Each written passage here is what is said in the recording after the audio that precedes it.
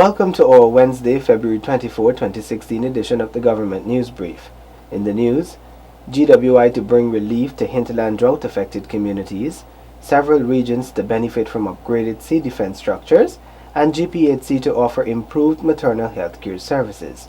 With these and other stories, I am Azim Khan. Thank you for staying with us. This is the Government News Brief. The Guyana Water Incorporated recently wrapped up a 6-day visit to Region 9 to analyze the effects of the El Niño weather conditions. Here are the findings in this report.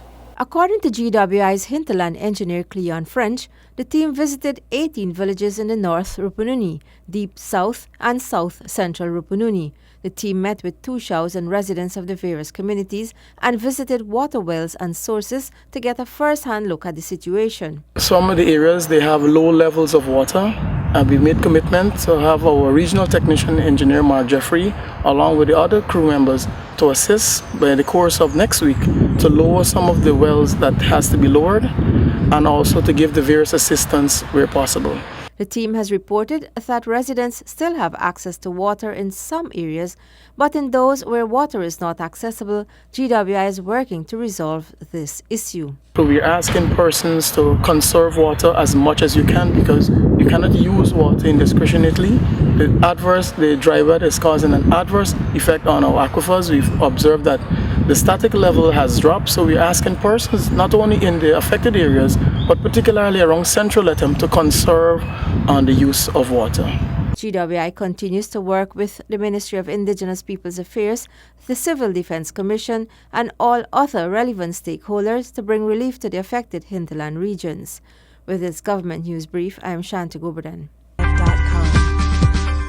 Works will soon commence on the country's sea defenses as attention is being placed on shoring up these coastal structures. More from Glendon Greenwich. Guyana is most vulnerable to climate change impacts. We continue to be threatened by rising sea levels and an aged and weakened sea defense system.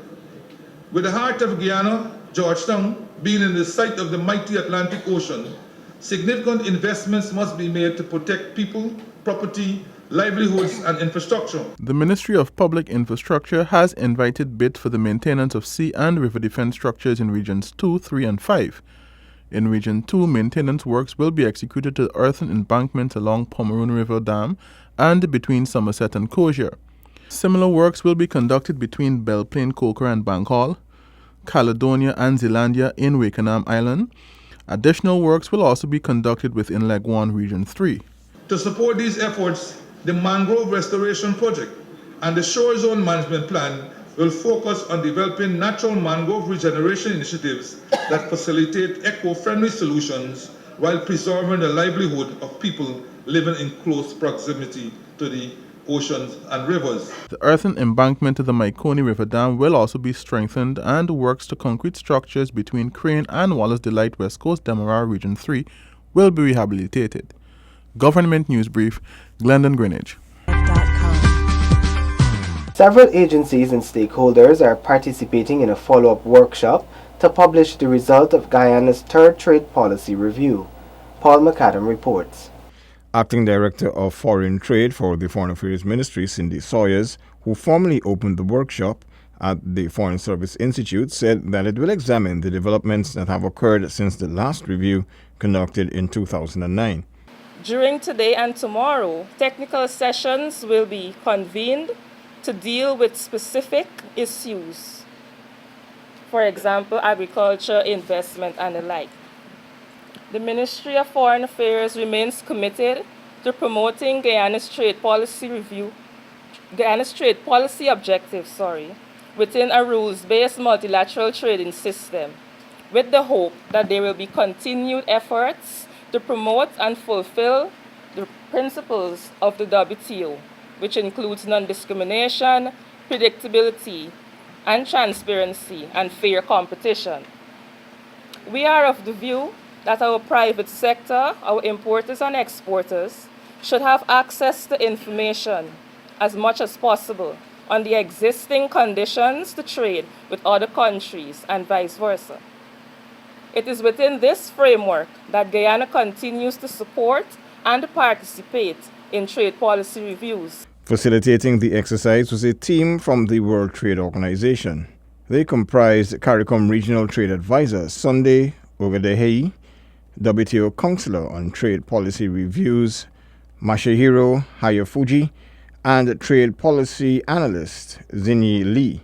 The workshop is being conducted from February 24th. Residents of Linden are to benefit from a $500 million housing program with completed infrastructure. More in this Shivani Rampasad report. Over 2,000 lots are to be developed in Linden Region 10 through a whopping $500 million housing program and a partnership with a millionaire from Atlanta. Myself and MP Figueroa, we have developed a relationship with a Guyanese woman who is a millionaire living in Atlanta.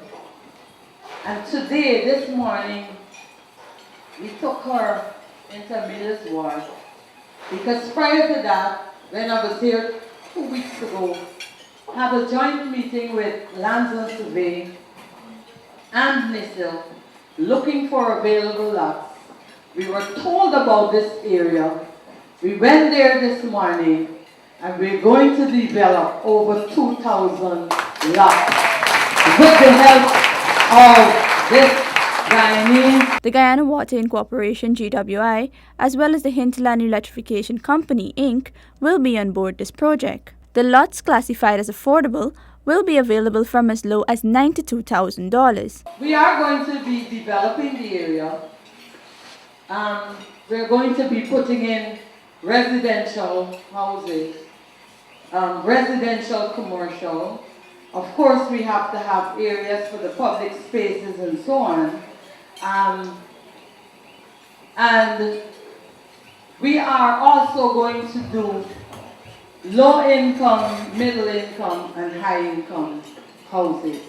I promised the people of Linden that before long you can have house lot for $92,000. Minister Sharpe Patterson explained that upon taking office early in January, she examined the availability of house lots countrywide. She said none were available in Region 10 at that time, but a later report showed 30 lots were accessible in Linden, which she gave out during a public day meeting.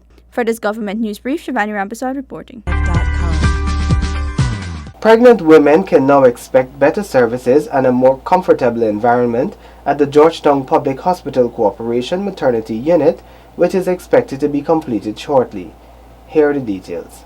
The Georgetown Public Hospital Corporation is among several healthcare facilities which are expected to deliver better maternal health care. Over $89 million was approved for the expansion of GPHC's maternity unit. This sum will also facilitate the purchase of equipment, which includes portable ultrasound machines for better patient management and care, aimed at increasing the quality of service being offered at the institution's maternal and child health facility. It is the firm belief of this government that no woman shall die giving birth.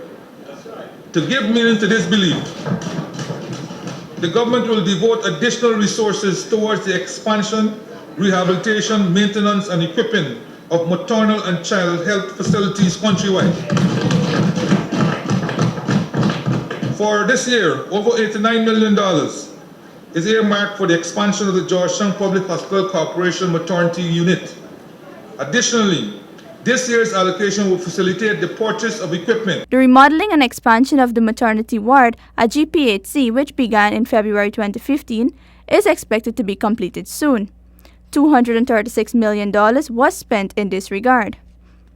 The main aim of this project was to create more bed space for pre- and postnatal wards, which is expected to see the addition of 60 new beds and the transformation of the ground floor to house training rooms, offices, a neonatal clinic, and doctors' on-call rooms, while the upper flat will contain 2 operating rooms, the birthing room, and a neonatal intensive care unit. Completion of maternity building and operating theater. Is this the maternity building, which was initiated sometime in March 2015 at an initial cost of $240 million? Is it the same facility we're referring to? The one that was started in 2015, March? I thank the Honourable Member. Honourable Minister. Thank you very much, Mr. Chairman. The answer is yes. I thank the Honourable Minister. Thank you, Mr. Honourable Speaker. Member. Thank you, Mr.